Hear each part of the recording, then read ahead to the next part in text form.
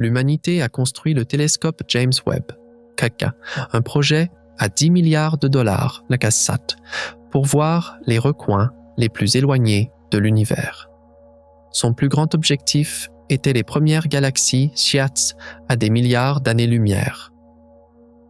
Mais le plus grand choc, il l'a vécu à seulement 4,2 années-lumière, juste sous notre nez. Lorsque Webb s'est concentré sur Proxima b, les scientifiques sont restés stupéfaits. Il ne devait pas y avoir d'atmosphère là-bas. Pourtant, il y en avait une. De plus, on y a détecté à la fois une abondance d'oxygène et de méthane, ce qui constituait un paradoxe chimique complet. La planète, bien qu'âgée de 4,8 milliards d'années, bouillonnait de l'intérieur comme une planète d'1 milliard d'années. Mais le plus troublant était que ce que le télescope voyait n'était pas seulement des nuages de gaz, et ce que vous allez voir maintenant repousse les limites de la physique connue. Si vous aussi vous ressentez l'excitation de cette énigme cosmique juste à côté de nous, abonnez-vous immédiatement à la chaîne. Pendant des années, les astronomes avaient une idée claire du système Proxima Centauri. C'était notre voisin le plus proche de l'univers. Et en même temps, le plus décevant. Le fait qu'il ne soit qu'à 4,2 années-lumière en faisait une cible parfaite. Mais tout ce que nous savions indiquait que la vie y était impossible. C'est pourquoi le monde scientifique a largement ignoré la planète Proxima b, car cette planète devait être un rocher stérile, calciné par la fureur de son étoile. Mais lorsque le télescope spatial James Webb a tourné ses yeux infrarouges vers ce système, tout a changé soudainement, mais ce qu'ils ont vu a ébranlé les fondations de décennies d'hypothèses. Nous savons maintenant que notre plus proche voisin est bien plus étrange que nous l'imaginions. Pour comprendre cette étrangeté, nous devons commencer par l'anomalie la plus fondamentale, la présence de l'atmosphère. Cela peut sembler simple, mais là, pour Proxima, cela aurait dû être impossible, car cette planète est incroyablement proche de son étoile. Elle achève son orbite en seulement 11,2 jours terrestres. Cette distance est d'environ 7,5 millions de kilomètres. Pour comparer Mercure, la planète la plus proche du Soleil se trouve à 48 millions de kilomètres. Cette proximité place donc Proxima b au cœur d'un danger terrifiant. L'activité de son étoile. Proxima Centauri est une naine rouge. Ces étoiles sont célèbres pour leurs éruptions soudaines et violentes. Lors de ces éruptions, elles projettent dans l'espace des flux massifs de particules chargées et de rayons X. Proxima Centauri a une réputation particulièrement mauvaise à cet égard. Par exemple, une super-éruption observée en 1999 était 200 fois plus puissante que la plus grande tempête jamais enregistrée sur le Soleil. En seulement 7 secondes, la luminosité ultraviolette de l'étoile a augmenté de 14 000 fois. Par conséquent, si Proxima b avait eu une atmosphère semblable à celle de la Terre, cette explosion soudaine d'énergie l'aurait complètement projeté dans l'espace, après d'innombrables éruptions sur des milliards d'années. Il n'aurait dû rester absolument rien. Mais, quand le télescope Webb a regardé là-bas, il a trouvé une atmosphère, et pas une couche mince et faible. Les estimations suggèrent que la pression atmosphérique à la surface pourrait être entre la moitié et le double de celle de la Terre. Cela signifie une couche de gaz à part entière, capable de maintenir des processus climatiques complexes. Alors, comment est-ce possible? Comment cette atmosphère survit-elle aux attaques incessantes de son étoile? Cette anomalie a conduit les scientifiques à une seule conclusion logique. Quelque chose doit constamment renouveler les gaz perdus. peu importe à quel point l'atmosphère est érodée par le vent stellaire et les éruptions. Une source devait la recharger sans cesse. Cette situation a suggéré que la planète n'était pas géologiquement morte, mais au contraire, qu'elle pourrait être très active. Mais le vrai choc, c'était ce qu'il y avait à l'intérieur de cette atmosphère. Car l'analyse spectrale de Webb a révélé non seulement la présence d'une atmosphère, mais aussi que sa composition chimique défiait tous les modèles abiotiques connus. Et cela nous amène au deuxième concept, encore plus déroutant, le déséquilibre chimique. Les données de Webb ont montré des traces de 3 composants clés dans l'atmosphère: la vapeur d'eau, l'ozone et le méthane. La vapeur d'eau en elle-même était surprenante, mais elle pouvait s'expliquer par des impacts de comètes ou une activité volcanique.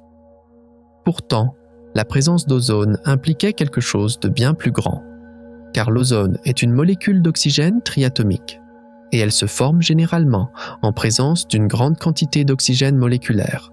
L'oxygène, quant à lui, est l'une des empreintes digitales les plus fortes de l'activité biologique. Alors, que faisait l'oxygène sur une planète qui aurait dû être stérilisée par les radiations de son étoile? Il y a 2 sources possibles.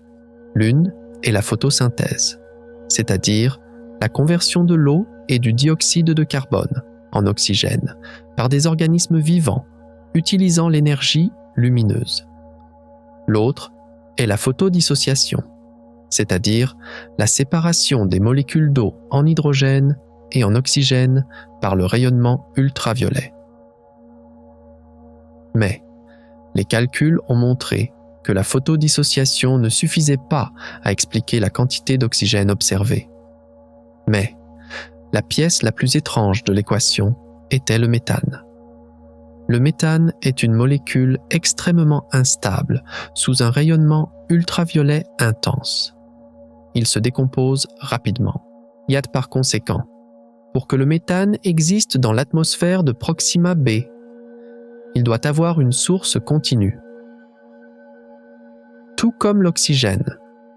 Sur notre planète, la plupart du méthane dans l'atmosphère provient de sources biologiques.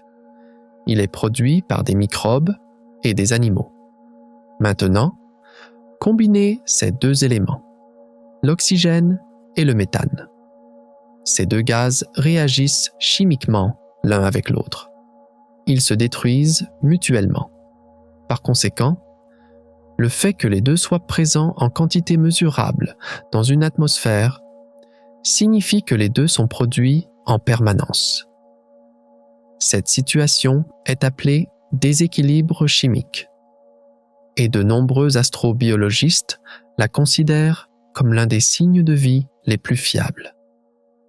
L'atmosphère de Proxima b criait littéralement « Il se passe quelque chose ici ». Mais, les scientifiques soupçonnaient que ces données pouvaient être une erreur d'instrument. D'autres observations ont donc été faites. Et les résultats n'ont pas seulement confirmé les premières découvertes, ils ont également révélé une 3e anomalie. Cette 3e anomalie était le profil de température de la planète. La logique veut qu'une planète en rotation synchrone ait 2 extrêmes. Une face tournée vers son étoile qui serait un enfer à des centaines de degrés, et une face dans l'obscurité qui serait un congélateur atteignant moins 200 degrés. Cela signifie qu'un côté de la planète est constamment grillé, tandis que l'autre est éternellement gelé. Mais les observations infrarouges de Webb ont brossé un tableau complètement différent. Les données montraient que la température était répartie de manière étonnamment uniforme sur la surface de la planète. La différence entre les points les plus chauds et les plus froids n'était pas de centaines, mais de seulement quelques dizaines de degrés. Comment cela pouvait-il être possible? Cela ne pouvait signifier que 2 choses. La première, la planète n'est pas en rotation parfaitement synchrone et tourne encore lentement. répartissant la chaleur sur sa surface. C'était peu probable selon les modèles actuels. La deuxième possibilité, plus excitante, est que la planète possède un mécanisme qui transfère la chaleur de manière très efficace à travers son atmosphère. Tout comme les océans et les courants d'air sur Terre équilibrent la différence de température entre l'équateur et les pôles, où cela nous ramenait à la même conclusion. Une atmosphère dense, peut-être même des océans liquides. Chaque anomalie soutenait l'autre.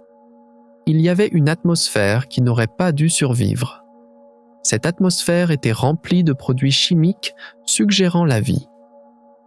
Et cette atmosphère semblait suffisamment dynamique pour protéger la planète de différences de température invivables.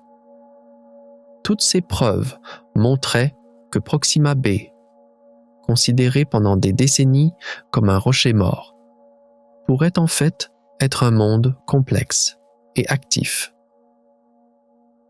Mais l'assemblage de ces pièces a soulevé des questions encore plus profondes. Qu'est-ce qui renouvelait cette atmosphère?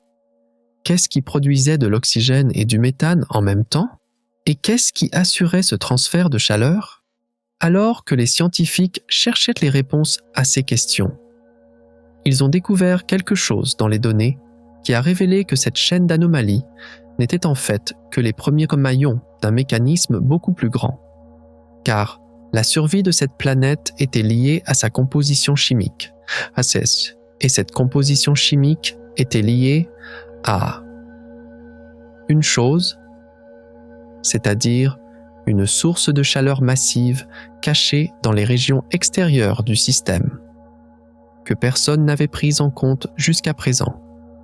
Et cette source n'était ni la planète elle-même, ni son étoile. Les données infrarouges lointaines de Webb ont détecté une anomalie dans les faubourgs froids du système. Les températures y étaient censées être de quelques degrés seulement au-dessus du zéro absolu, car la faible lumière de l'étoile ne pouvait pas chauffer cet endroit. Mais les données indiquaient un objet dont la température était d'environ 150 Kelvin, soit moins 123 degrés Celsius. C'était au moins 3 fois plus que la température attendue. Cet objet était bien au-dessus de la plage attendue de 40 à 50 Kelvin. Par conséquent, ce corps devait avoir sa propre source de chaleur interne. Au début, les chercheurs ne comprenaient pas ce que c'était.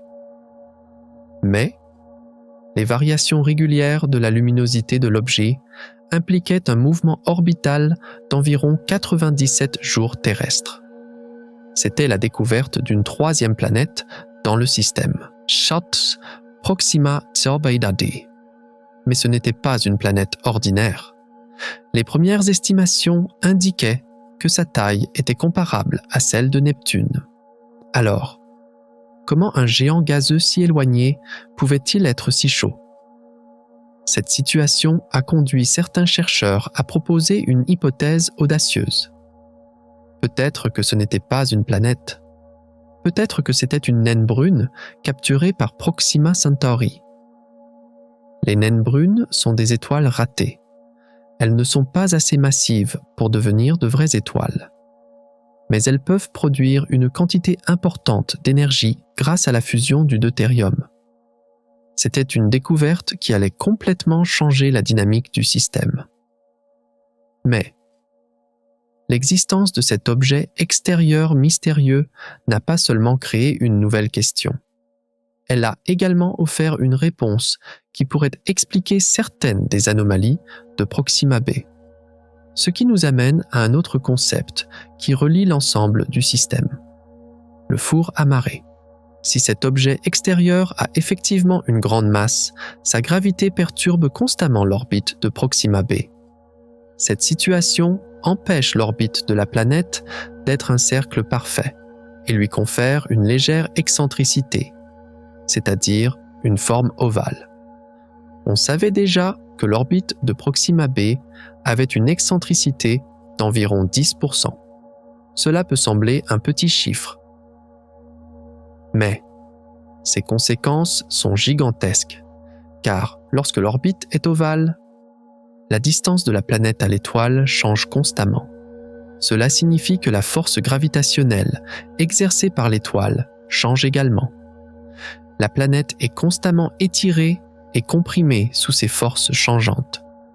C'est comme presser et relâcher une balle anti-stress à plusieurs reprises. Ce mouvement mécanique constant produit une chaleur énorme par friction dans les couches internes de la planète. Ce phénomène est appelé chauffage par effet de marée. Io, Kasha, le satellite de Jupiter, est le corps le plus volcanique du système solaire. Maharm est chauffé exactement par ce mécanisme. Le système Proxima Centauri a 4,8 milliards d'années.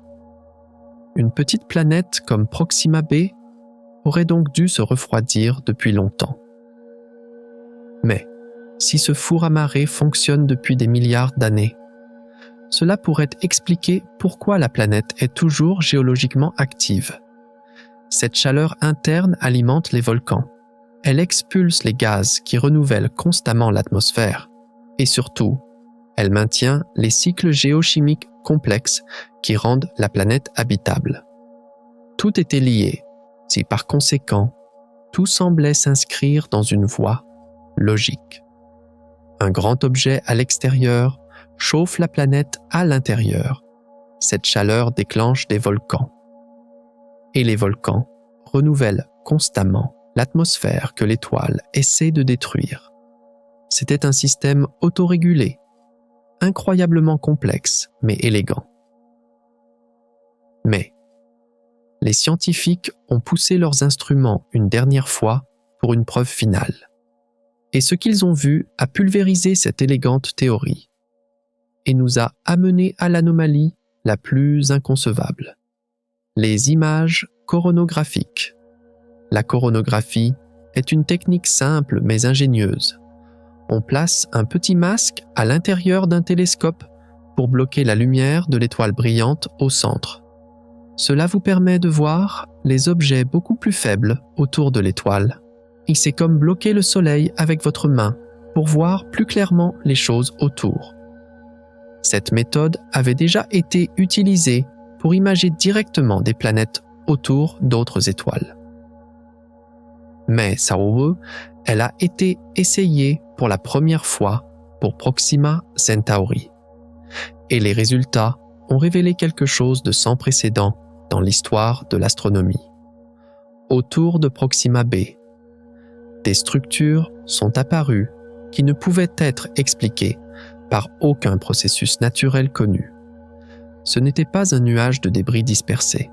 C'étaient des structures qui montraient un ordre surprenant, ressemblant à des anneaux concentriques ou à des formations en spirale.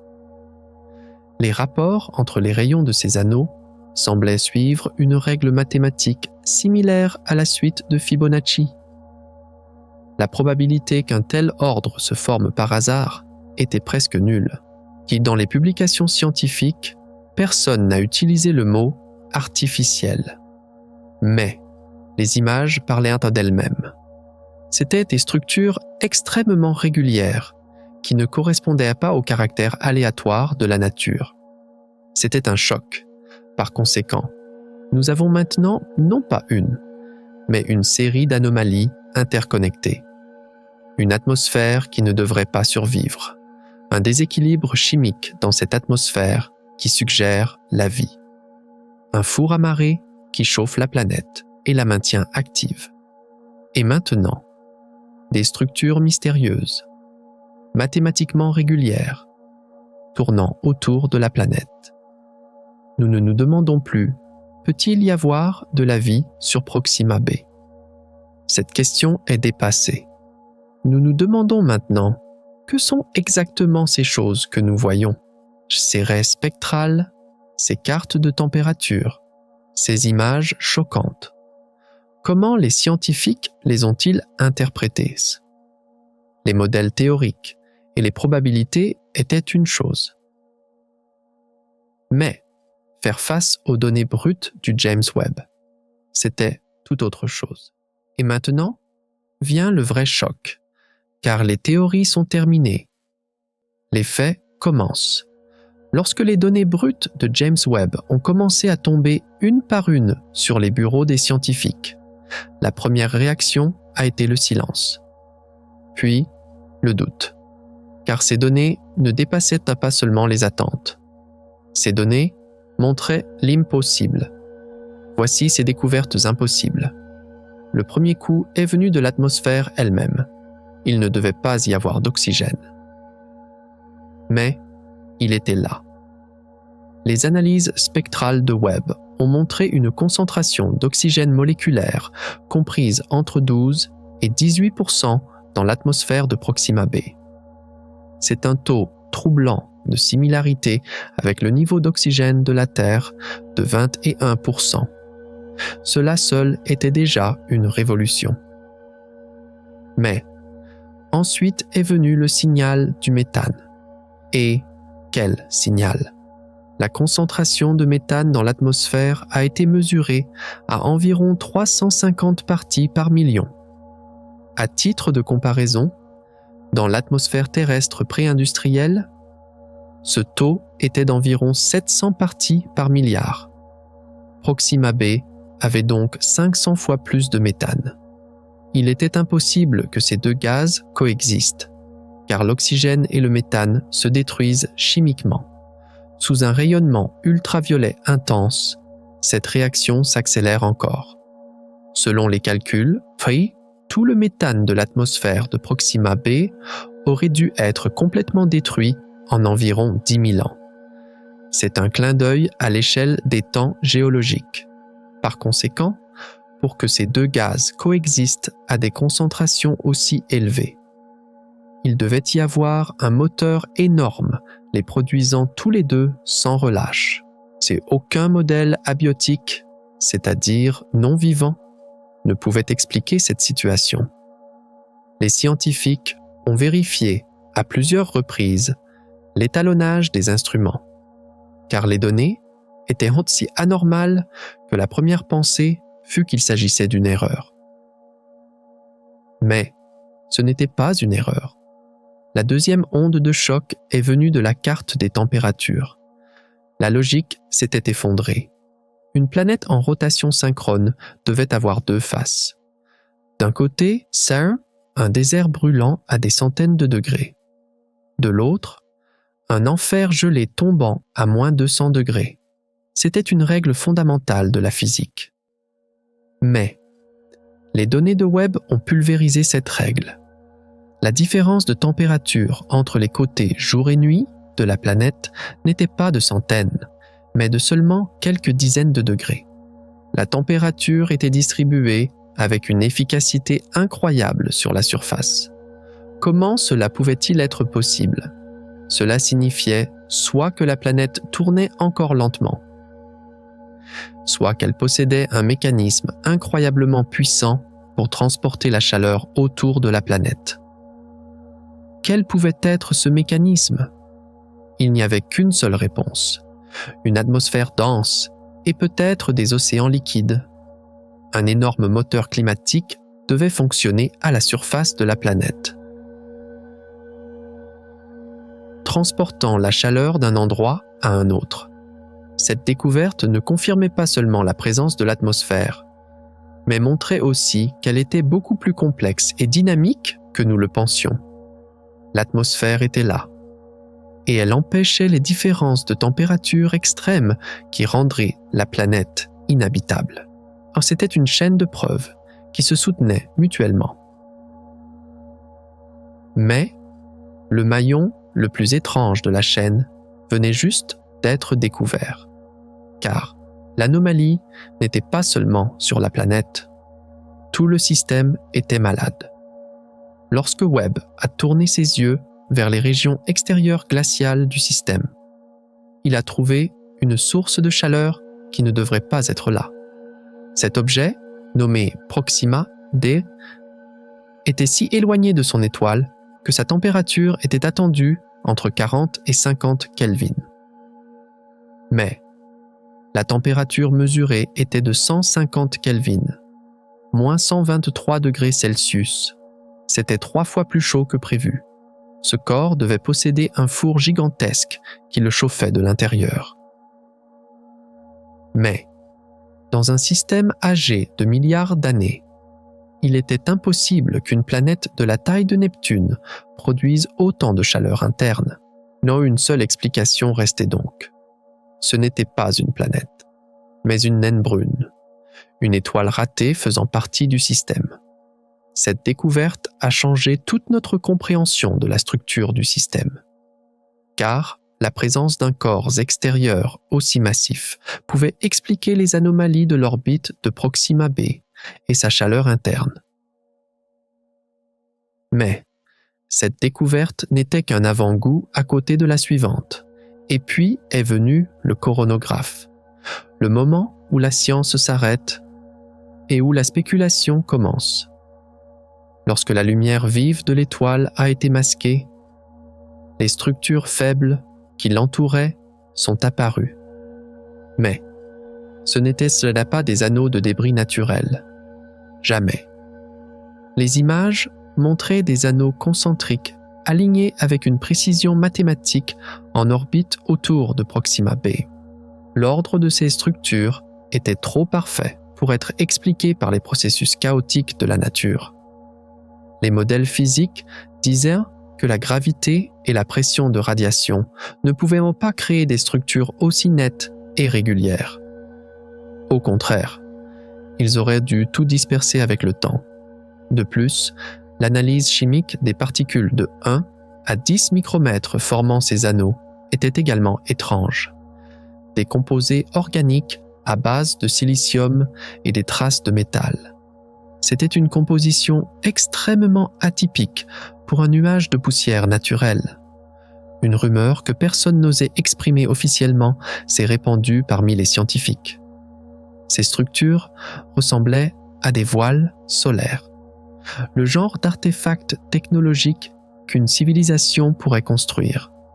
Ce n'était bien sûr qu'une spéculation. Mais les images étaient si claires qu'il semblait impossible de trouver une explication naturelle. Une atmosphère pleine d'oxygène, un système climatique parfait, un voisin chauffé de l'intérieur, et des anneaux d'apparence artificielle tournant autour de la planète. La question n'était plus de savoir ce que signifiaient ces découvertes. La question était de savoir comment nous allions combiner ces faits contradictoires et hallucinants en une seule histoire cohérente.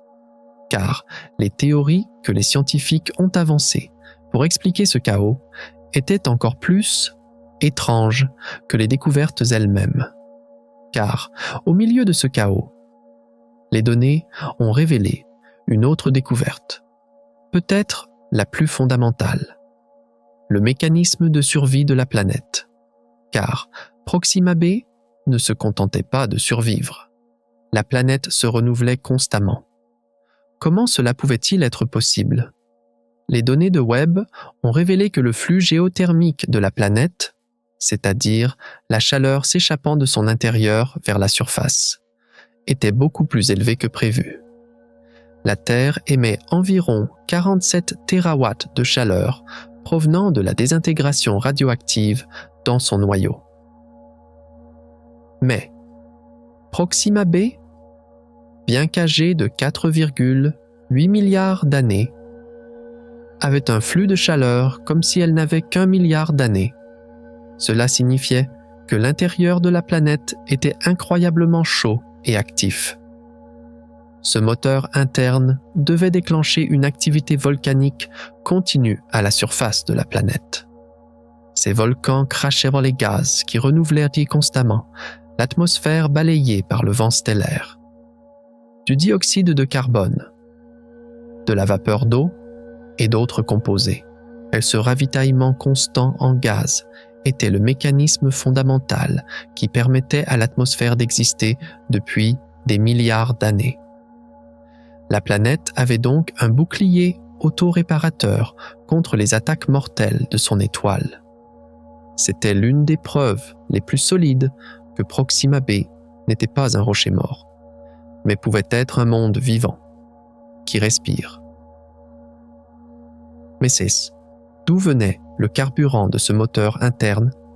Et cette question nous ramène une fois de plus à cet objet mystérieux à l'extérieur du système, le candidat à la naine brune.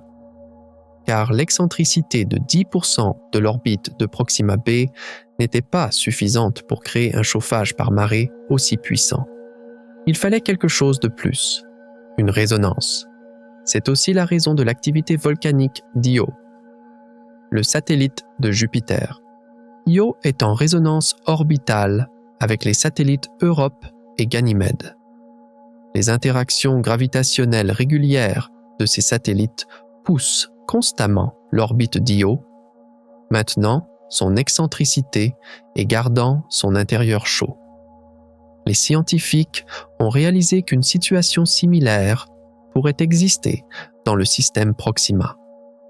Si le candidat à la naine brune à l'extérieur est dans une certaine résonance orbitale avec Proxima b, sa gravité pourrait alimenter le four amarré à l'intérieur de Proxima b depuis des milliards d'années. Cette situation a révélé une grande image qui reliait toutes les parties du système. Le grand frère à l'extérieur assurait la survie du petit frère à l'intérieur en le pressant constamment avec sa gravité. Cela montrait que le système n'était pas juste un assemblage d'objets aléatoires, mais qu'il fonctionnait comme un mécanisme d'horlogerie complexe. Cette découverte a stupéfié les scientifiques, car il était presque impossible qu'un équilibre aussi délicat se soit formé par hasard. Et il y avait quelque chose d'autre qui rendait cet équilibre encore plus incroyable. Car toutes ces découvertes laissaient sans réponse la question la plus troublante. Nous avons compris l'atmosphère, nous avons compris la source de chaleur. Mais d'où venait l'oxygène? Les volcans ne crachent pas d'oxygène libre. Au contraire, ils libèrent des gaz qui se lient à l'oxygène.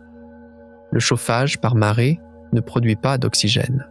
Par conséquent, le seul mécanisme abiotique connu, à savoir la décomposition de l'eau par la lumière ultraviolette, était loin, très loin, d'expliquer la concentration de 18% observée. Cela a laissé les scientifiques face à une possibilité inévitable, mais tout aussi effrayante, la photosynthèse. Sur Terre, la quasi-totalité de l'oxygène dans l'atmosphère est produite par la photosynthèse des plantes et des cyanobactéries. C'est un processus par lequel la vie change fondamentalement la chimie de la planète. Si c'est aussi la source de l'oxygène sur Proxima b, cela signifierait qu'une biosphère à grande échelle existe à la surface de la planète ou dans ses océans. Mais Proxima Centauri est une naine rouge. Elle émet beaucoup moins de lumière visible que notre Soleil, surtout dans les longueurs d'onde utilisées par les plantes sur Terre. Par conséquent, si la vie y pratique la photosynthèse, elle doit utiliser des pigments complètement différents. Peut-être que ces organismes sont de couleur noire pour absorber toute la lumière disponible. Cette pensée a mis sur la table la possibilité que Proxima b ne soit pas seulement habitable, mais aussi un monde vivant. Et c'était bien plus qu'une simple hypothèse scientifique. Cela pourrait être le seuil de la plus grande découverte de l'histoire de l'humanité. Assemblons les pièces que nous avons. Une atmosphère dense, auto-renouvelable, qui existe depuis des milliards d'années. Dans cette atmosphère, un cocktail d'oxygène et de méthane qui suggère fortement une activité biologique, un puissant four à marée qui chauffe la planète de l'intérieur, alimentant l'activité volcanique et les cycles géochimiques, et un compagnon géant à l'extérieur du système qui fait fonctionner tout ce mécanisme. Ce tableau appartenait bien plus à un monde complexe, dynamique et potentiellement vivant, qu'à un rocher mort et calciné. La question n'était plus de savoir si ces découvertes étaient réelles. La question était de savoir comment fonctionnait exactement ce système incroyable. Que signifiaient les chiffres, les spectres et les images que Webb nous a données? Quelle était la concentration exacte d'oxygène? Quelle pouvait être la source du méthane? Comment fonctionnait exactement ce moteur interne? C'est car lorsque nous nous sommes penchés sur les détails techniques de cette machine complexe, il s'est avéré que la réalité était encore plus étrange que notre imagination. Car le télescope spatial James Webb n'a pas seulement montré ce qui s'était passé, il a également montré comment cela fonctionnait. Et, dans les moindres détails de ce mécanisme, se trouvait le plus grand que l'univers ait jamais rencontré. Mais, comment fonctionnait exactement ce système incroyable? Quelle était la physique derrière ces découvertes choquantes? Jusqu'à présent, nous avons parlé de ce que nous avons trouvé. Il est maintenant temps de plonger plus profondément dans la manière dont nous l'avons trouvé et ce que ces mécanismes signifient. Car le télescope spatial James Webb n'a pas seulement pris une photo, il nous a permis de percer les secrets d'un monde à 40 trillions de kilomètres de distance, grâce à une série de technologies révolutionnaires. Maintenant, nous allons nous éloigner des théories et regarder sous le capot de cette machine. Nous allons examiner les 3 mécanismes techniques fondamentaux qui ont rendu ces découvertes possibles. Chacun plus surprenant que le précédent. Le premier mécanisme, c'est le télescope lui-même. James Webb n'est pas seulement un grand télescope, c'est une oreille infrarouge ultra sensible, conçue pour entendre même les murmures les plus faibles de l'univers. Tout comme l'utilisation d'une caméra thermique dans une pièce sombre. Webb voit la chaleur émise par les objets, c'est-à-dire la lumière infrarouge. Les télescopes comme Hubble fonctionnent principalement avec la lumière visible, et ce n'est pas très efficace pour étudier les planètes autour des naines rouges, car ces étoiles sont déjà très faibles. Mais Webb a été créé pour lire les empreintes chimiques de cette faible lumière. Pour ce faire, il devait être lui-même incroyablement froid, car la propre chaleur du télescope pourrait perturber les signaux faibles qu'il essaie d'observer. C'est pourquoi Webb a été placé au point de Lagrange, 2,1,5 millions de kilomètres de la Terre. Ici, grâce à son énorme bouclier solaire à 5 couches de la taille d'un court de tennis. Il est protégé de la chaleur du Soleil, de la Terre et de la Lune. Il y a une différence de température d'environ 300 degrés Celsius entre le côté du bouclier faisant face au Soleil et le côté à l'ombre. Cela permet au télescope lui-même d'atteindre une température de fonctionnement glacial de seulement 40 degrés au-dessus du zéro absolu, soit moins 233 degrés Celsius. Son énorme miroir principal de 6,5 mètres, composé de 18 miroirs hexagonaux, collecte ces faibles photons infrarouges.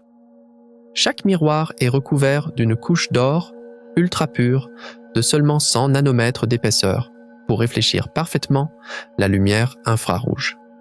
Cette merveille technologique nous a permis de voir des détails que les instruments de la génération précédente n'auraient jamais pu voir. Webb est, en un sens, là, un morceau de glace observant l'univers depuis un point aussi froid que l'univers lui-même. Et ce froid et cette sensibilité extrême ont ouvert la porte au deuxième mécanisme. Le deuxième mécanisme est appelé spectroscopie de transit. C'est le moyen le plus puissant de déterminer la composition chimique de l'atmosphère d'une exoplanète. La logique est assez simple. Lorsqu'une planète passe devant son étoile, une partie de la lumière de l'étoile filtre à travers l'atmosphère de la planète pour nous parvenir.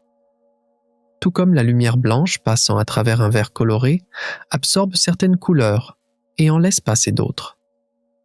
Différentes molécules de gaz dans l'atmosphère absorbent des longueurs d'onde spécifiques de la lumière de l'étoile. Chaque molécule a sa propre empreinte d'absorption. Des instruments comme le NIRSPEC de James Webb décomposent cette lumière en ses composants comme un prisme et recherchent les lignes sombres dans le spectre résultant, c'est-à-dire les longueurs d'onde manquantes. Là pour Proxima b-SAT, ce processus a été réalisé avec 17 observations de transit distinctes sur une période de 8 mois. Chaque transit a duré environ 1 heure, pendant laquelle Webb a méticuleusement enregistré des millions de photons passant à travers cette atmosphère lointaine. Les résultats furent une révolution. Dans le spectre, il y avait une ligne d'absorption nette pour la vapeur d'eau à une longueur d'onde d'environ 1,4 micromètres. C'était déjà surprenant. Mais, plus important encore, il y avait de forts signaux d'ozone autour de 9,6 micromètres et de méthane autour de 3,3 micromètres. Les télescopes précédents n'auraient jamais pu détecter des détails aussi fins en raison des interférences de l'atmosphère terrestre ou de leurs propres limitations technologiques, alors qu'ils ne voyaient qu'une ombre. Webb lisait la recette chimique de cette ombre. Grâce à cette méthode, nous sommes passés de la question « a-t-elle une atmosphère ?» à la question « pourquoi y a-t-il à la fois de l'oxygène et du méthane dans son atmosphère ?» Ce qui nous amène directement au troisième problème technique, le plus déroutant. Le troisième mécanisme n'est pas une technologie, c'est un problème. L'énigme que les astrobiologistes appellent le problème du déséquilibre chimique. C'est la situation où des gaz qui ne devraient pas coexister dans une atmosphère sont présents en même temps. L'atmosphère de Proxima b est un exemple classique de ce problème. L'oxygène et le méthane sont chimiquement ennemis. En présence de radiations ultraviolettes à haute énergie, ces deux gaz réagissent rapidement pour former du dioxyde de carbone et de l'eau. Les calculs montrent que sous le rayonnement intense émis par Proxima Centauri, tout le méthane de l'atmosphère de Proxima b devrait être détruit en une courte période d'environ 10 000 ans. C'est une durée instantanée pour une planète de 4,8 milliards d'années. Vous pouvez penser à cela avec une métaphore de baignoire. Le bouchon de la baignoire est complètement ouvert, la destruction du méthane. Mais le niveau d'eau, la concentration de méthane dans l'atmosphère, ne baisse jamais. Cela ne peut signifier qu'une chose. Quelqu'un garde le robinet ouvert en permanence, à la même vitesse que l'eau qui s'écoule par le bouchon, voire plus rapidement, la production de méthane. Nous ne savons pas ce qu'est ce robinet. Mais il doit être là, sur Terre. Ce robinet est en grande partie la vie. La photosynthèse produit de l'oxygène, tandis que les micro-organismes et d'autres êtres vivants produisent du méthane. Ces deux processus maintiennent notre atmosphère dans un état de déséquilibre constant. C'est exactement ce que nous observons sur Proxima b. Il doit y avoir un mécanisme de production massif fonctionnant en continu pour l'oxygène et le méthane. Les processus géologiques connus comme les volcans ne peuvent pas produire simultanément deux gaz en si grande quantité et à ce rythme. Par conséquent, les données de Webb nous obligent à considérer soit un processus géochimique exotique que nous ne connaissons pas encore, soit l'explication la plus simple et la plus bouleversante, l'activité biologique. Ce déséquilibre chimique, à lui seul, a fait de Proxima b l'une des cibles astronomiques les plus importantes de l'histoire. Ces trois mécanismes, l'œil froid de Webb, L'analyse pointue de la spectroscopie de transit et l'énigme révélée par le déséquilibre chimique nous ont donné un instantané du système. Cette photo montrait un monde incroyablement complexe et inattendu. Mais cette photo avait capturé un moment statique. Elle n'expliquait pas complètement pourquoi la planète était dans cet état, comment fonctionnaient ses dynamiques internes et comment elle avait maintenu cet équilibre pendant des milliards d'années. Pour cela, nous devions nous tourner vers les parties mobiles du système, c'est-à-dire les forces plus grandes qui chauffent l'intérieur de la planète et façonnent son orbite. Bon, car cette planète n'était pas seulement une énigme chimique, c'était aussi une machine physique gigantesque. Et l'une des pièces les plus importantes de cette machine, le chauffage par marée et la résonance orbitale, n'était que le début de l'histoire. Car les données de Webb ont montré que la dynamique de ce système était beaucoup plus violente et beaucoup plus complexe que nous le pensions. Et c'est pourquoi nous devons passer de la chimie statique de la planète aux forces dynamiques qui la façonnent. Car Proxima b n'est pas seulement un laboratoire de chimie, c'est aussi un moteur géophysique géant. Et comprendre comment ce moteur fonctionne est la partie la plus importante de l'histoire. La première et la plus fondamentale pièce de ce moteur est le mécanisme de chauffage par marée que nous avons mentionné précédemment. Mais plongeons maintenant dans les détails techniques de ce mécanisme. Vous pouvez comparer ce processus au fait de plier et déplier une carte de crédit à plusieurs reprises. Après un certain temps, vous remarquerez que la zone pliée se réchauffe.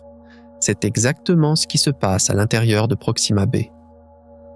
Alors que la planète se déplace le long de son orbite, légèrement elliptique autour de son étoile, la force gravitationnelle exercée par l'étoile change constamment. Elle ressent une attraction plus forte à son point le plus proche de l'étoile et une attraction plus faible à son point le plus éloigné. Cette force changeante pétrit la croûte solide et le manteau de la planète comme une pâte. Donc ce processus de pétrissage provoque le frottement des roches des couches internes de la planète, les unes contre les autres. Et cette friction produit une quantité énorme de chaleur. Les modèles informatiques montrent que ce chauffage par marée fournit à Proxima b un flux de chaleur interne supplémentaire d'environ 20 à 30 térawatts. C'est environ la moitié de la chaleur de désintégration radioactive propre à la Terre. Mais ce four supplémentaire fonctionnant en continu pendant 4,8 milliards d'années a empêché la planète de mourir géologiquement. Ce mécanisme est la pierre angulaire qui explique pourquoi la planète est si chaude et pourquoi elle pourrait avoir un volcanisme si actif. Sans cette chaleur, la planète se serait refroidie depuis longtemps. Les volcans se seraient tus et son atmosphère se serait échappée dans l'espace. Le chauffage par marée est le cœur du système de survie de Proxima b. Mais ce cœur ne pouvait pas battre seul. Il avait besoin d'une autre force pour le faire fonctionner en continu. C'est là que la résonance orbitale entre en jeu. C'est le rôle clé joué par ce mystérieux candidat à la naine brune à l'extérieur du système. La résonance orbitale est une situation où les périodes orbitales de deux corps sont liées par un simple rapport de nombres entiers. C'est comme pousser quelqu'un sur une balançoire, au bon moment, à chaque fois, pour le faire monter plus haut. La gravité de Proxima d à l'extérieur pousse régulièrement Proxima b à chaque tour sur son orbite. Ces petites mais constantes poussées empêchent l'orbite de Proxima b de devenir un cercle parfait avec le temps. Sans cette influence extérieure, les forces de marée auraient circularisé l'orbite de Proxima b avec le temps. et le chauffage par marée se serait arrêté. Mais la présence de Proxima d empêche ce processus.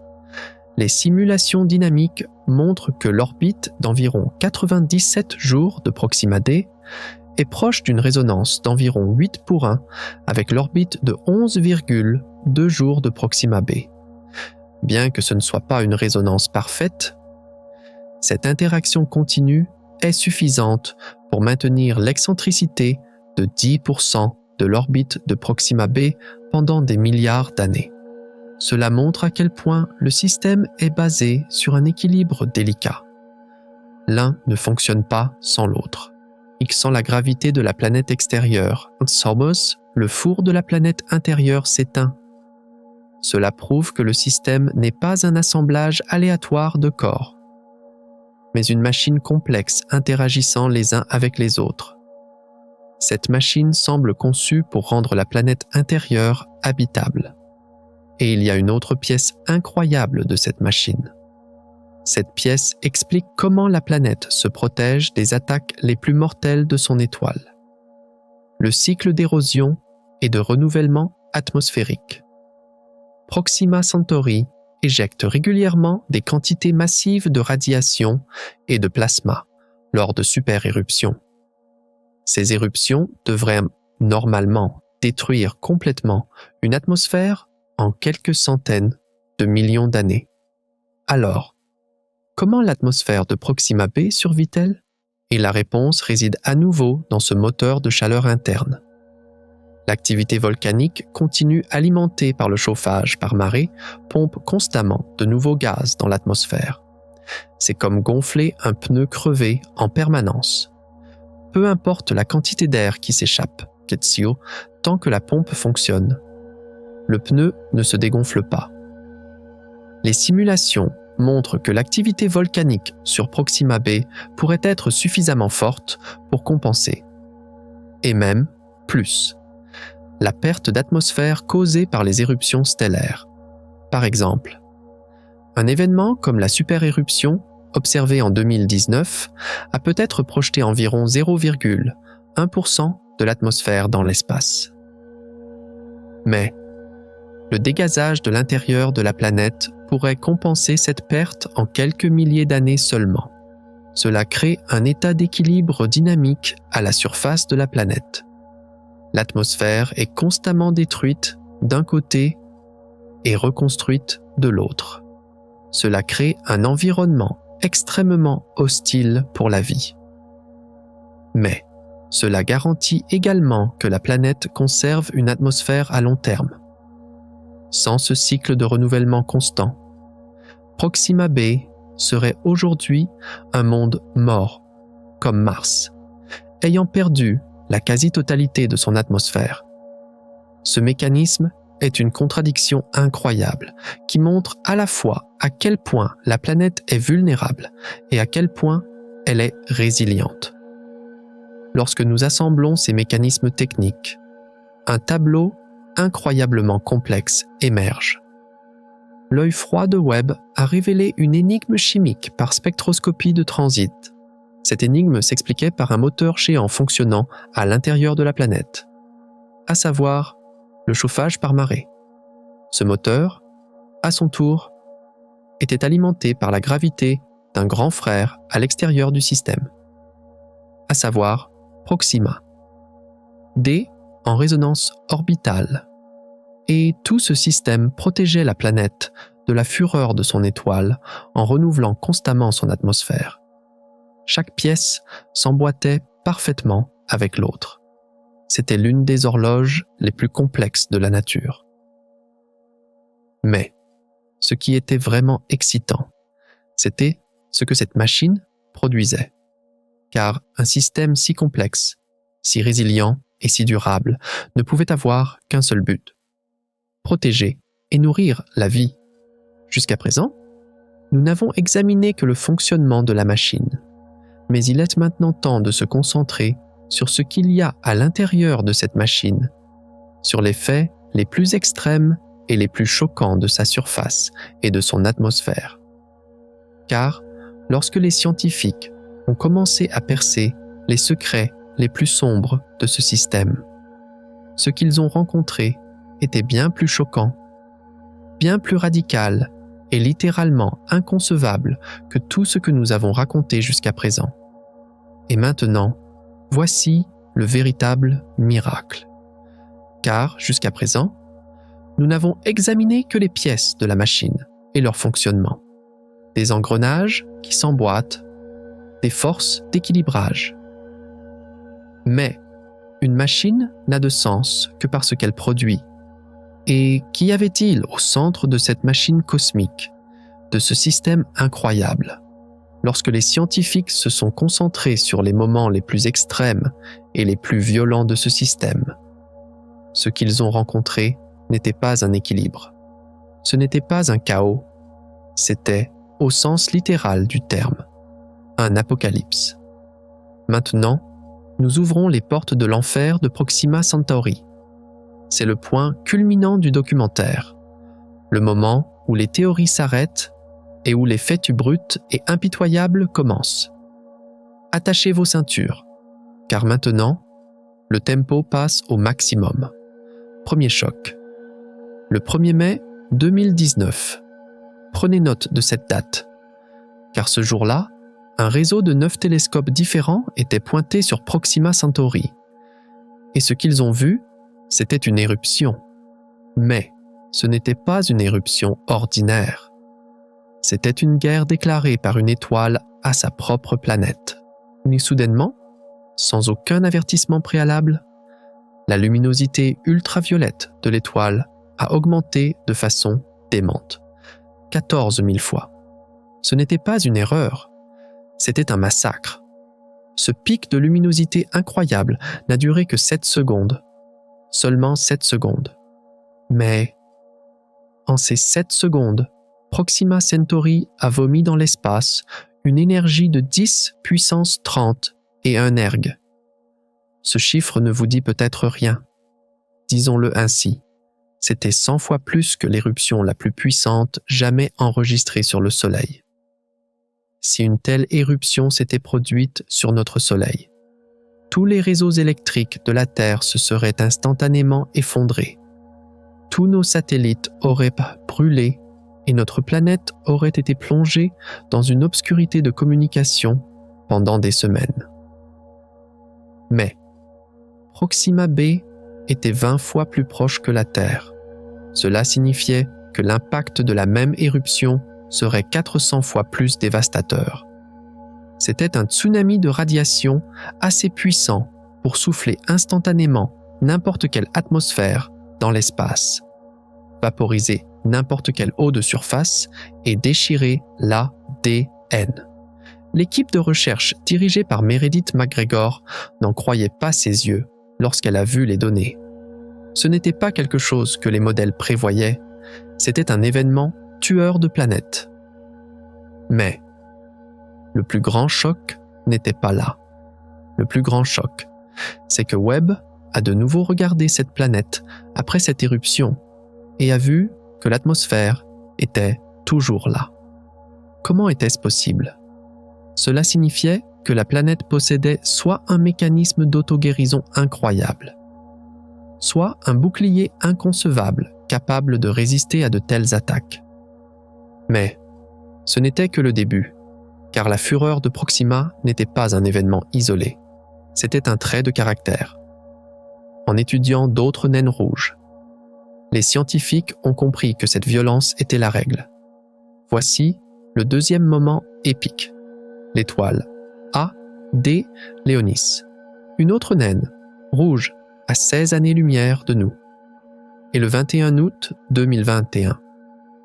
Cette étoile a explosé si violemment que l'éruption de Proxima semblait être un feu d'artifice à côté, en seulement 12 minutes. Cette petite étoile a libéré une énergie équivalente à l'explosion simultanée de centaines de millions de bombes à hydrogène. L'émission de rayons X de l'étoile a bondi à 20 000 fois son niveau normal. C'était la plus grande éruption de rayons X jamais enregistrée sur une naine rouge. Et si une planète comme Proxima b avait été en orbite autour d'AD Léonis, Alexa, toute sa surface aurait été exposée à une dose de radiation instantanément mortelle pour toute forme de vie connue. Cette découverte a provoqué un changement de paradigme. Désormais, ces super-éruptions n'étaient plus considérées comme des accidents rares, mais comme une partie fondamentale de la nature des naines rouges. Ces étoiles, semblant calmes et durables, étaient malades des monstres cosmiques qui tentaient périodiquement de détruire leurs propres enfants. Par conséquent, le fait que Proxima b ait survécu non pas à une seule éruption, mais à des millions d'éruptions sur des milliards d'années, défiait toutes les lois connues de la physique atmosphérique et de la planétologie. C'était comme si quelqu'un vivait constamment au centre d'une bombe nucléaire et s'en sortait avec juste un léger coup de soleil. C'était impossible. Mais les données étaient là, et la réalité était plus forte que les théories. Et dans cet arsenal, il n'y avait pas que des radiations, il y avait une arme beaucoup plus physique, beaucoup plus brutale. Le troisième et plus terrifiant moment. L'éjection de masse coronale. Une éruption stellaire est une explosion de lumière et de radiation. Mais une éjection de masse coronale, c'est l'éjection physique dans l'espace de milliards de tonnes de plasma surchauffé, c'est-à-dire de la matière même de l'étoile. Un tsunami de plasma. Les observations ont montré que Proxima Centauri réalisait ces éjections de masse à des vitesses incroyables, allant jusqu'à 3000 km/h. C'est presque 3 fois plus rapide que les éjections de masse du Soleil. Faisons maintenant un calcul simple. La planète est à seulement 7,5 millions de kilomètres de son étoile. Combien de temps faut-il à un nuage de plasma se déplaçant à 3000 km/h pour parcourir cette distance? La réponse, moins de 40 minutes. Seulement 40 minutes. C'est le temps de cuisson d'un repas, ou le temps de la fin d'un monde. Lorsque ce mur de plasma frapperait la planète, il écraserait n'importe quel champ magnétique comme une bulle de savon, brûlerait les couches supérieures de l'atmosphère comme un lance-flamme et bombarderait la surface de particules ionisées. C'était une catastrophe périodique, et c'était inévitable. C'est comment une atmosphère pouvait exister sous ces impacts physiques constants. Comment une magnétosphère pouvait résister. Et comment la vie pouvait trouver un refuge. Est devenu l'un des plus grands mystères de l'astrophysique moderne. Cette planète vivait constamment sous la menace d'un chasseur cosmique. Et toutes les 40 minutes, elle devait vérifier si la gâchette avait été pressée. Ce n'était pas survivre, c'était une torture. Mais le plus grand tueur n'était même pas l'étoile elle-même. Le plus grand tueur était le système lui-même. Le quatrième et dernier moment épique, le chaos gravitationnel. Proxima Centauri n'est pas une étoile solitaire. Elle fait partie d'un système triple, tournant autour d'une paire de 2 grandes étoiles appelées Alpha Centauri, A et B, sur une orbite gigantesque d'environ 500 000 ans. C'est l'une des danses gravitationnelles les plus complexes et imprévisibles de l'univers, connue sous le nom de problème à 3 corps. Les simulations informatiques montrent que ce système est au bord du chaos. Qu'est-ce que cela signifie? Cela signifie que le moindre changement dans les conditions initiales conduit à un résultat complètement différent des millions d'années plus tard. Dans certaines simulations, Proxima Centauri était complètement éjectée du système et devenait une étoile errante dans la galaxie. Dans d'autres,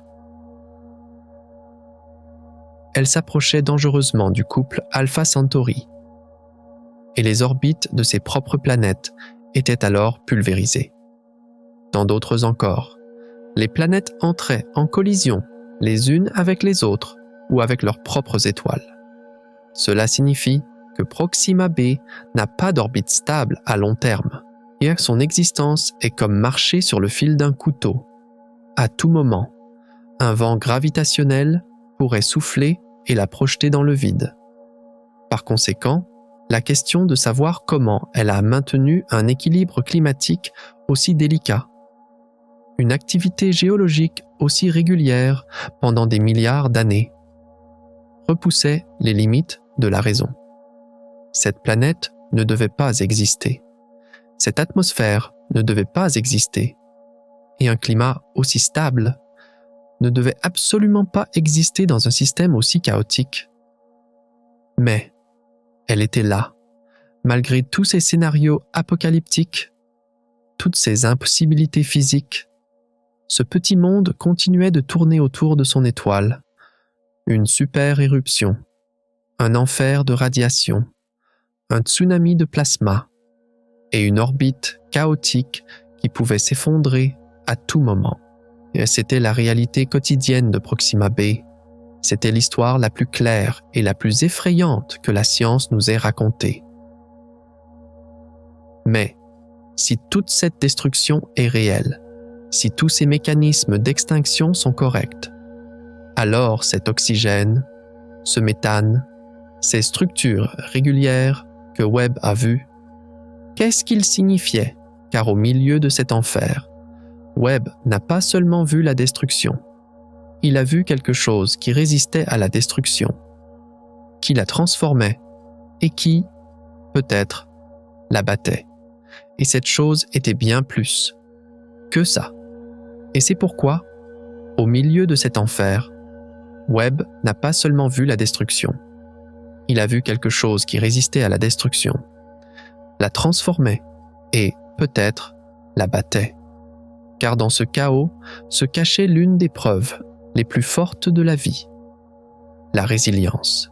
Que cette planète se battait pour ne pas mourir. Mais, comment faisait-elle? C'est ici que nous entrons aux frontières de la science-fiction. Car les données de Webb montraient que la planète n'était pas seulement une victime passive, mais aussi une combattante active. Et sa première arme était quelque chose que nous n'avions jamais vu auparavant. Premier moment épique. La vie résistante aux radiations. Ce n'est pas une théorie, c'est une réalité de la vie sur Terre. Mais les preuves sur Proxima b portent ce concept à un tout autre niveau. Les scientifiques ont découvert sur Terre des organismes incroyablement résistants aux radiations. Par exemple, une bactérie appelée Deinococcus radiodurans peut supporter des doses de radiation des milliers de fois supérieures à celles qui tueraient un humain instantanément. Et cette bactérie possède des mécanismes de réparation incroyablement efficaces qui peuvent réassembler son ADN en quelques heures seulement, même après qu'il ait été brisé en milliers de morceaux. Maintenant, prenez cette capacité et appliquez-la à une planète qui a été soumise à un bombardement constant de radiation pendant des milliards d'années.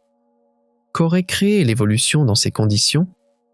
Les modèles prédisent que la vie potentielle sur Proxima b aurait pu développer des systèmes de réparation d'ADN, des centaines, voire des milliers de fois plus efficaces que ceux de Deinococcus.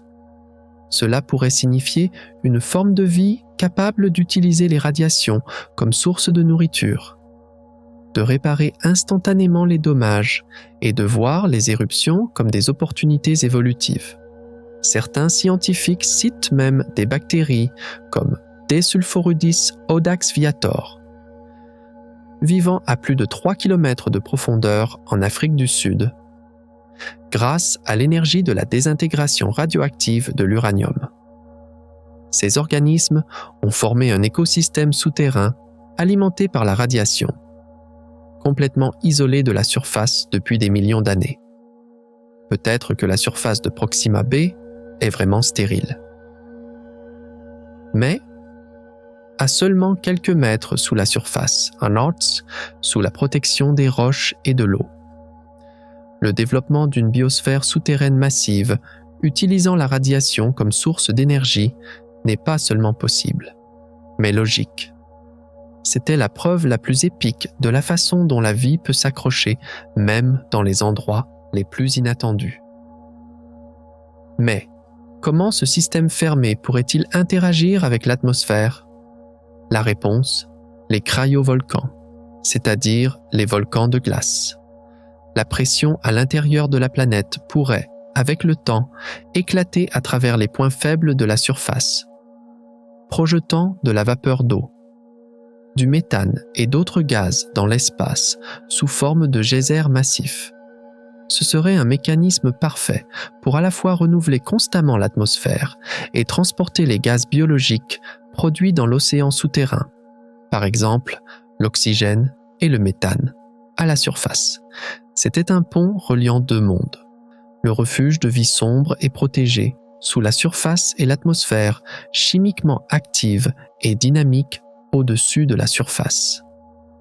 Cette théorie unifiait toutes les données contradictoires observées par Webb en un seul modèle cohérent.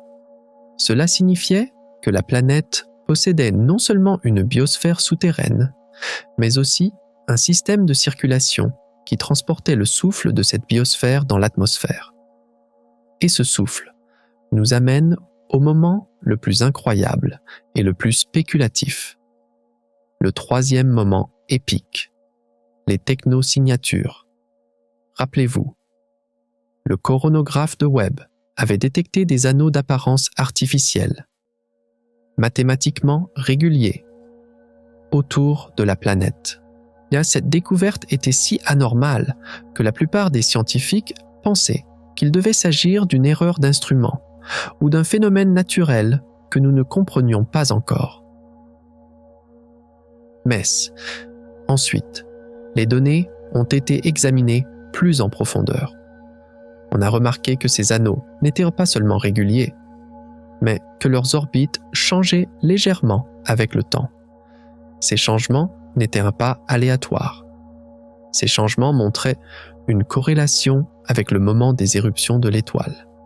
Juste avant les éruptions, la réflectivité et la position des anneaux changeaient légèrement, comme si quelque chose s'ajustait pour parer un coup imminent. Cela a soulevé une possibilité ahurissante. Et si ces structures étaient un système de boucliers géants construit pour protéger la planète des éruptions stellaires, une sorte de parasol stellaire, d'énormes plaques magnétiques ou réfléchissantes en orbite, conçues pour dévier les particules à haute énergie et les radiations. C'est, bien sûr, un domaine entièrement spéculatif. Mais cette corrélation dans les données était une anomalie et nécessitait une explication. Si une vie intelligente avait évolué sur Proxima b, Channel, leur premier et plus grand problème d'ingénierie aurait été de se protéger de la fureur de leur étoile. Construire un tel système de bouclier ne serait pas un luxe pour leur survie, mais une nécessité. Cette pensée a provoqué une onde de choc dans la communauté scientifique. Nous ne discutions plus seulement de biosignatures, mais de technosignatures potentielles, et que c'était l'une des réponses les plus effrayantes au paradoxe de Fermi, c'est-à-dire à la question si l'univers est plein de vie. Pourquoi ne voyons-nous personne? Peut-être que nous les voyons, mais nous ne comprenons pas encore ce que nous regardons. Ces trois moments épiques, une biosphère souterraine résistante aux radiations, un système de circulation cryovolcanique reliant cette biosphère à l'atmosphère et peut-être un bouclier technologique protégeant tout cela, nous montrent que Proxima b ne se contente pas de survivre, elle se bat. Cette planète, dans l'un des environnements les plus hostiles de l'univers, a développé des stratégies incroyablement complexes et peut-être intelligentes pour maintenir la vie. Nous n'avons plus seulement une série d'anomalies. Nous avons maintenant une histoire cohérente d'un paradis existant au milieu d'un enfer, un paradis souterrain. Mais nous devons maintenant nous arrêter un instant, ralentir cette vitesse vertigineuse et poser une question plus profonde. Si toutes ces découvertes, ces possibilités incroyables, ces faits inconcevables se produisent à seulement 4,2 années-lumière de nous, chez notre plus proche voisin, qu'est-ce que cela signifie pour nous? Car cette histoire ne concerne plus seulement Proxima b. Cette histoire nous concerne désormais. Et elle est sur le point d'ébranler tout ce que nous pensions savoir sur notre place dans l'univers. Car s'il y a de la vie là-bas, cela signifie que le reste de l'univers aussi.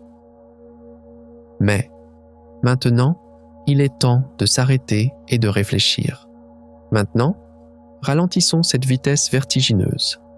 Laissons notre rythme cardiaque revenir à la normale et faisons face à la question la plus importante.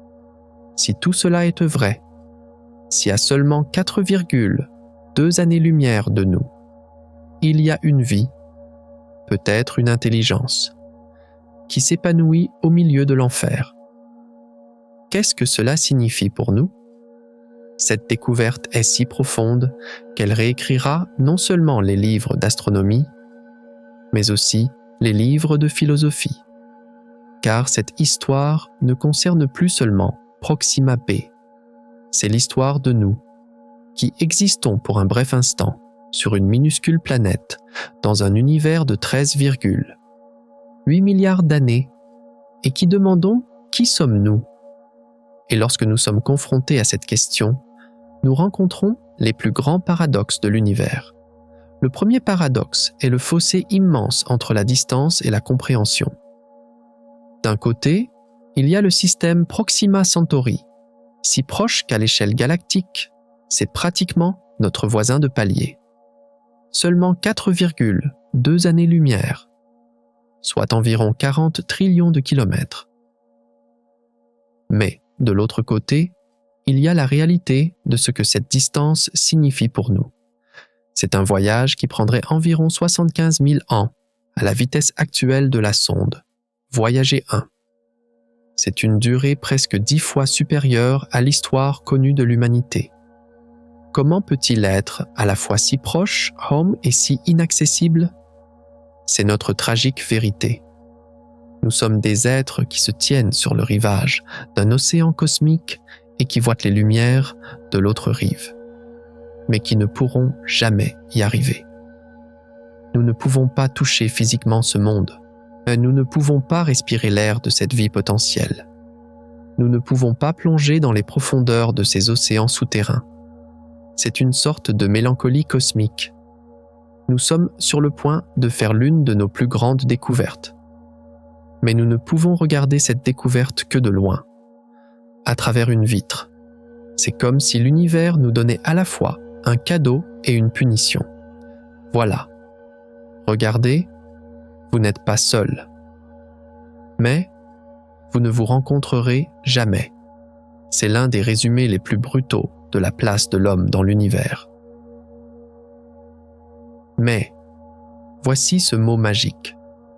Mais même si nous ne pouvons pas l'atteindre physiquement, nous pouvons y aller avec notre esprit, et c'est là notre belle vérité. Alors que les photons franchissent ce vide de 40 trillions de kilomètres en seulement 4 ans, nos pensées peuvent le franchir en un instant. Nous ne pouvons pas y aller, mais nous pouvons le comprendre. Le télescope James Webb est la preuve la plus concrète que l'intelligence humaine peut construire un pont qui enjambe ce vide physique.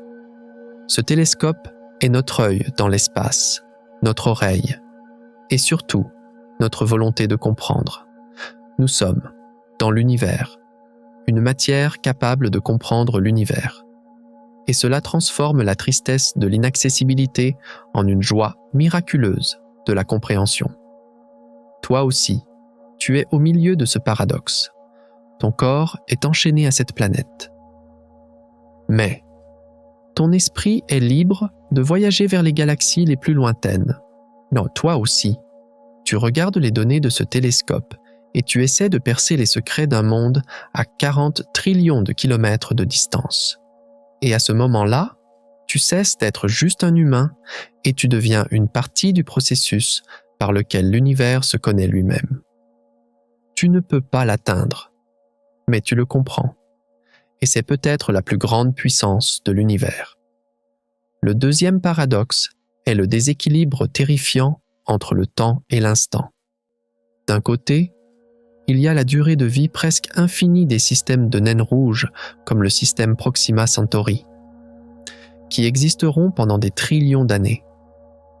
Proxima Centauri continuera de briller bien après la mort de notre Soleil, même après que l'univers lui-même se soit transformé en un vide froid et sombre. C'est une échelle de temps que notre esprit ne peut concevoir, des 10 trillions d'années. Mais, de l'autre côté, il y a notre brève existence, une durée de vie humaine moyenne de 80 ans, une histoire de la civilisation de 10 000 ans. C'est moins qu'un grain de sable sur la chronologie de l'univers. Comment un être aussi éphémère peut-il être témoin de quelque chose de si permanent? C'est notre deuxième vérité tragique. Nous sommes des figurants dans cette grande pièce de théâtre de l'univers, qui monte sur scène pour un instant et la quitte sans même dire une seule réplique. L'évolution de la vie sur Proxima b a peut-être duré des milliards d'années. S'il y a une civilisation là-bas, elle existe peut-être depuis des millions d'années. Nous n'avons ouvert les yeux qu'un instant et avons vu ce paysage cosmique gigantesque. C'est d'une part, cela fait sentir à quel point l'homme est insignifiant. Toutes nos réussites, toutes nos guerres, tous nos amours sont une ondulation d'une seconde dans l'océan du temps de l'univers. C'est un vertige existentiel. Mais est-ce? Voici encore ce mot. Mais ce bref instant change tout. Cela signifie que la vie doit être abondante. Et par conséquent, le silence assourdissant du paradoxe de Fermi est peut-être rempli d'un murmure que nous ne savons pas écouter. Car, si la vie peut germer chez notre plus proche voisin, dans l'une des conditions les plus brutales de l'univers, cela signifie que la galaxie elle-même est une forêt vivante. Et nous, dans cette forêt, ne sommes qu'un enfant qui vient de se réveiller. C'est un enfant qui n'a pas encore appris la langue de la forêt, qui n'entend pas les murmures des arbres, mais qui sent leur présence pour la première fois. Cette prise de conscience nous emmène dans le voyage le plus profond et le plus personnel de l'histoire de l'humanité. Car cette découverte ne concerne pas seulement Proxima b, elle nous concerne. Et ce voyage nous confronte à nos contradictions humaines les plus fondamentales.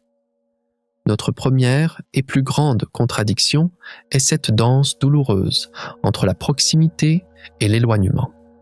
Proxima b est, au sens littéral du terme, notre voisin de palier. Il n'y a pas d'autre monde dans l'univers plus proche de nous. Cela le fait paraître presque tangible. Un objectif atteignable. Dans notre esprit, nous rêvons d'y aller, d'explorer sa surface, l'aspect, de plonger dans ces océans mystérieux, et c'est un sentiment incroyable de proximité et d'espoir. Mais Hakis, ensuite, la réalité tragique nous frappe comme une gifle, l'éloignement. 4,2 années-lumière, c'est plus de 40 trillions de kilomètres. Il est presque impossible pour l'esprit humain de concevoir cette distance. Même avec les engins spatiaux les plus rapides que nous ayons aujourd'hui, il faudrait des dizaines de milliers d'années pour y arriver. C'est pour nous, à la fois, l'endroit le plus proche et le plus inaccessible. C'est comme le plus grand trésor de votre vie, derrière une vitrine. Vous pouvez le voir, sentir sa présence, mais vous ne pouvez pas le toucher. Cela crée un sentiment de profonde tristesse et d'impuissance. Mais c'est précisément à ce point que la belle vérité émerge. Même si nous ne pouvons pas y aller physiquement, notre esprit y est déjà. Le télescope James Webb est l'œil de l'humanité tendu vers l'espace, et cet œil, en fermant instantanément la distance de 40 trillions de kilomètres, amène les secrets de ce monde dans nos salons. La lumière ne met que 4 ans à parcourir cette distance, et des projets comme Breakthrough Starshot nous permettent de rêver d'y envoyer une petite sonde d'ici 20 à 30 ans. Ce n'est plus une simple fantaisie de science-fiction. C'est un problème d'ingénierie. Et ne ressentez-vous pas cela dans votre vie? Vos rêves les plus chers ne semblent-ils pas à la fois aussi proches que votre cœur et aussi lointains qu'une vie entière? Proxima b nous rappelle cette condition humaine universelle. L'espoir et la tristesse sont les deux faces d'une même médaille.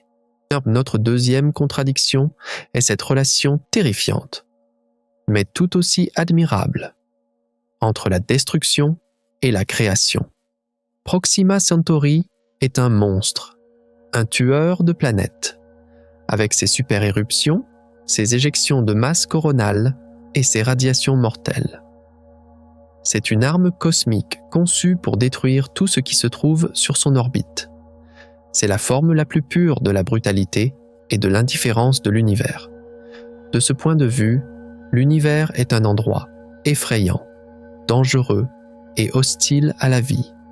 C'est la vérité tragique qui nous plonge dans une anxiété existentielle, car nous comprenons à quel point nous sommes petits et vulnérables face à ces forces destructrices.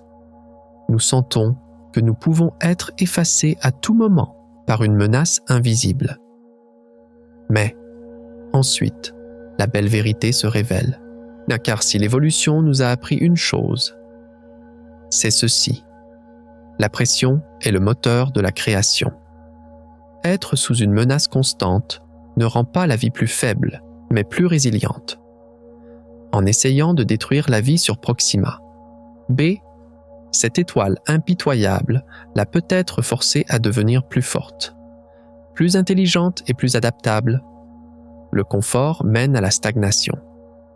Mais la crise engendre l'innovation.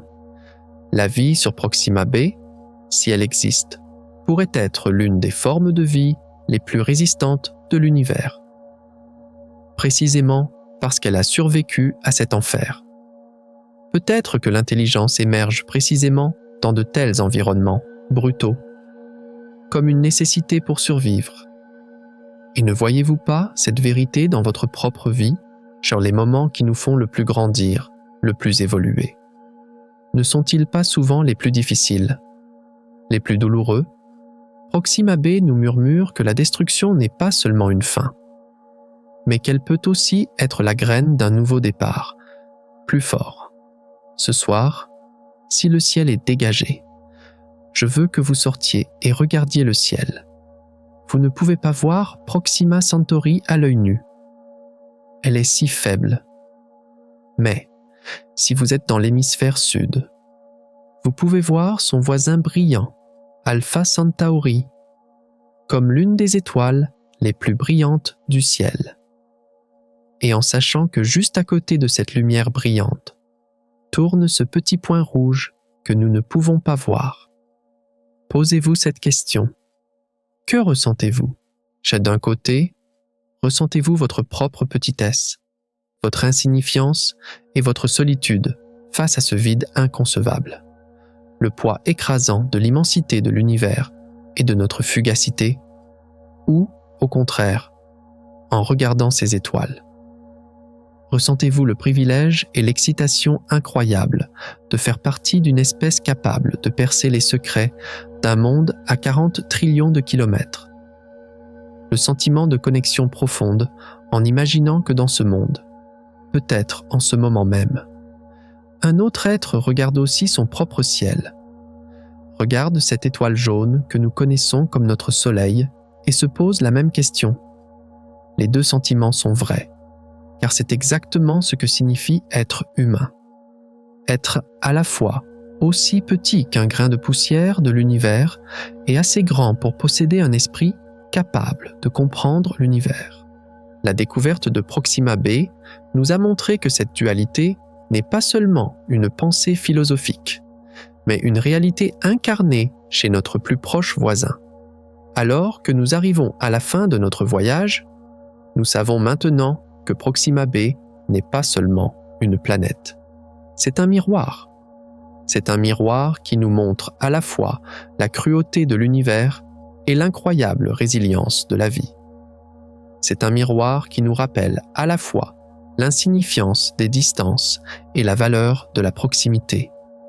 C'est un miroir qui nous murmure à la fois la profondeur de notre solitude et l'immensité de notre potentiel à créer un lien universel. Le télescope James Webb a tourné ce miroir vers nous, et après ce que nous avons vu, nous ne serons jamais plus les mêmes.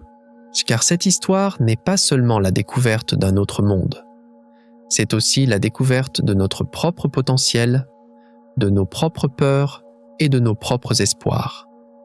Et la fin de cette histoire n'est en réalité que le début d'une question nouvelle et beaucoup plus grande. Si même notre plus proche voisin est si complexe, si mystérieux et si plein d'espoir, alors, en regardant plus loin, en sondant plus profond, qui sait quels autres miracles nous attendent? Car ce voyage ne fait que commencer. Et l'univers est prêt à raconter ses secrets. Et nous, pour la première fois, nous apprenons à écouter. Dans cette vidéo, nous avons vu les secrets incroyables de notre plus proche voisin. Mais, il y a quelque chose que je ne vous ai pas dit. Le plus grand secret de l'univers ne se cache pas au plus près de nous, mais au tout début des temps. Nous découvrirons comment l'univers, en moins d'un trillionième de sa première seconde, est passé d'un point plus petit qu'un atome à une taille plus grande que l'univers observable. Êtes-vous prêt pour le secret de l'inflation cosmique dans notre prochain voyage ?